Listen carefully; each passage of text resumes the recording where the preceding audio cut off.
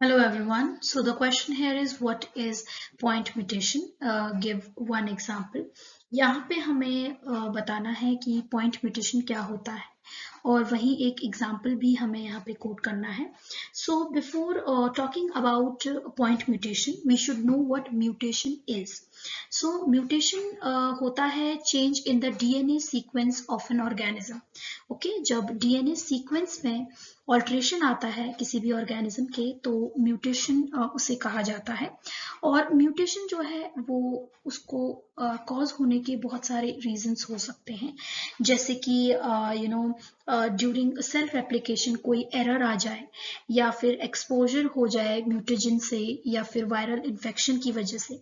तो ये कॉजेस होते हैं म्यूटेशन के. नाउ जो पॉइंट म्यूटेशन है it is a type of mutation जिसमें चेंज आता है एक सिंगल बेस पेयर में, तभी वो पॉइंट म्यूटेशन है कि सिर्फ एक सिंगल बेस पेयर में ही चेंज आ रहा है. तो यहाँ पे क्या होगा कि जो वो बेस पेयर होगा या तो वो सब्स्टिट्यूट हो जाएगा. दैट मीन्स जो पहले से प्रीवियसली प्रेजेंट बेस पेयर था वो सब्स्टिट्यूट हो जाएगा किसी और बेस पेयर से, या फिर डिलीशन हो जाएगी उस बेस पेयर की, या फिर इंसर्जन हो जाएगी of a single nitrogenous base. तो ये केसेस हो सकते हैं which will cause point mutation. Now if we talk about the example of point mutation, तो sickle cell anemia is a very good example of point mutation. Now sickle cell anemia में होता क्या है कि यहाँ पे mutation आता है एक single base pair of beta globin chain of hemoglobin जो कि blood में present होती है. Okay, so there is a mutation in the single base pair in the beta globin chain of hemoglobin pigment present in blood.